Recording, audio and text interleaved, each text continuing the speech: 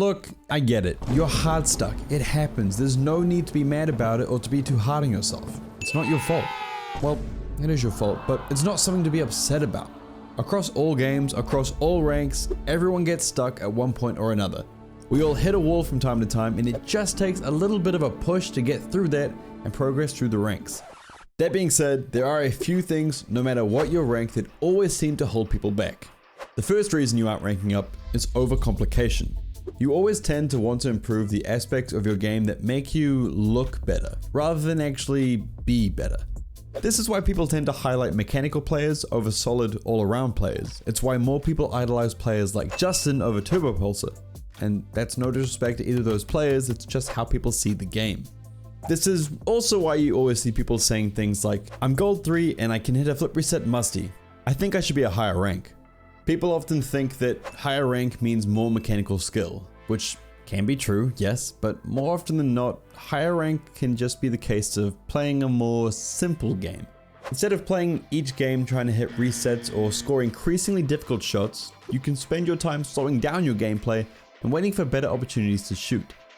In the lower ranks, you will get so many opportunities to score open nets if you just wait. People will often make unforced errors multiple times during a game, and if you get patient enough, you can capitalize on this. In the higher ranks, you won't get as many opportunities to take easy shots on net, but you will notice that the game isn't as grand or as flashy as you thought it was when you were grinding to get there.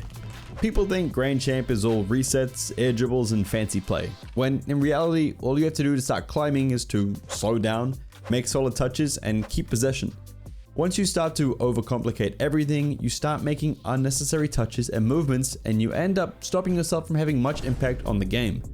A great example is Flakes in his Road to SSL with No Mechanics series. He climbs all the way up to SSL through possession and basic touches.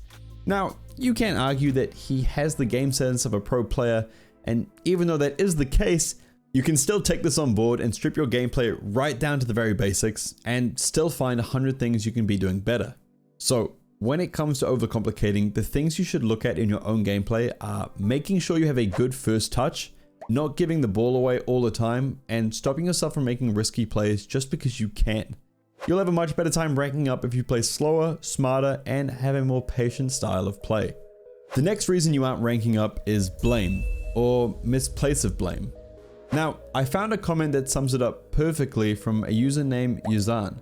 This was an article I found a while ago, and so I can't exactly remember where I found it, but I wrote it down, and so to paraphrase it, they said, not everyone is able to blame themselves for going into play alone and thus being matched with a team of random people, which was their choice.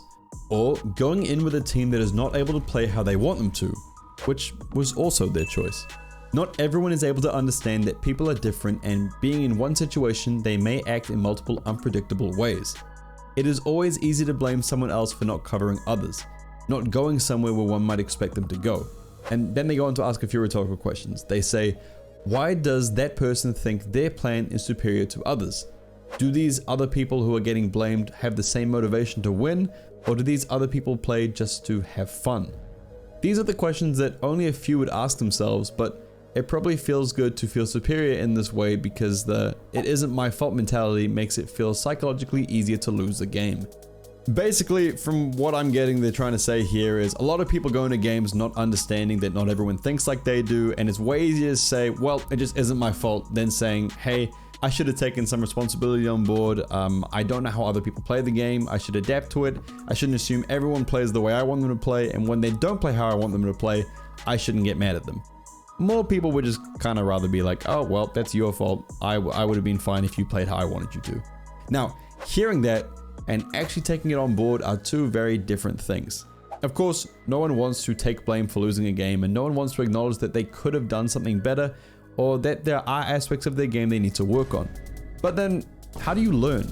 If you go around thinking that every game that ends in a win was because you played well, and every game that ends in a loss is because someone else in your team should have played better, then surely you have to acknowledge there is a middle ground where games can be won due to your teammates, and games can be lost due to your poor performance. Once you acknowledge that and take that on board, you can very easily start to see when you are the reason for a loss, and once you know that, you can start to figure out how to minimize the mistakes that lead to you being the reason you lose games. It can be as simple as saying, I shouldn't have missed that shot. And it can be a more complicated situation, like understanding your positioning and pathing might be clashing with your teammates and therefore putting everyone in a worse situation. There could be a million things, big and small, that you're doing to throw your own games, and you just don't realize it yet. So one thing that I have heard a few people say is to just take all of the blame. Anytime you get scored on or anything, just think to yourself, okay, my bad, what could I have done to change that? If I had just done this instead of doing that, would they still have scored?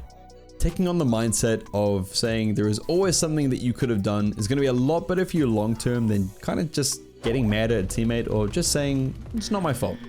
Now, the last reason you aren't ranking up is because you are inefficient.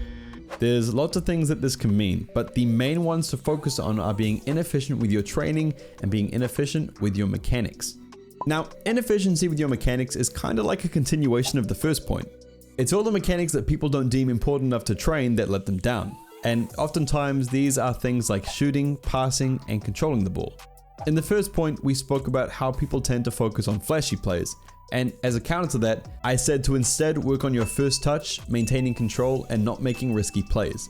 Now, as a continuation of that point, I want you to try and focus on the broader mechanics that will literally make or break your game and decide if you win or lose. Shooting is by far one of the most important mechanics in the game, and I bet you don't spend anywhere near enough time training it. You miss a few shots every game that you can very easily score if you just dedicated some time to shooting practice. The other mechanic that is incredibly important that people don't really train is control. Now, people will still practice aerial control of the ball because it's just another way of saying people like to practice air dribbling and resets and keeping the ball controlled while in the air, but you are more likely to receive the ball on the ground. And so making sure you can properly control the ball on the ground at all times is a lot more important. This is being ready for situations where you need a soft first touch, a heavy first touch, being able to take the ball directly into a dribble, passing the ball in your first touch, pushing the ball into space. There are many situations where understanding how to control the ball on the ground is going to set you up immediately to pressure the goal. Whereas only focusing on controlling the air, like I'm sure a lot of you do, will work out whenever you get enough time to go into the air with the ball, but a good defender is going to stop that from happening in the first place. As for being inefficient with your training, well, this one is easy to point out. Answer these questions for me. Do you spend time training, yes or no? Do you spend time training specifics or just hitting the ball in free play? Do you train the things you are bad at? Do you use custom training packs designed to help you build on the things you're bad at, like a shooting training pack or a basic aerial training pack? And lastly, do you have a routine? Now, this isn't one of those cases where you have to do all of these things, but if you answered no to some of them, maybe just take a look into them and see if they can help you out, especially the last one. Giving yourself a routine means you can track progress from day to day, and tracking your training allows you to see the improvements over time. At the very least, you should be training as often as you can and trying to give yourself little tasks to achieve in your training. That way you aren't just mindlessly playing and not learning anything. There are many reasons why people don't rank up. Some people just don't care enough to try, some people care too much and they start to tilt themselves into losing games. At the end of the day, if you take on these three things and remember that it's just a game and that your rank doesn't really mean anything at the end of the day, you should find yourself having a better time on the rank ladder in general. Thank you for watching, and I'll see you next time.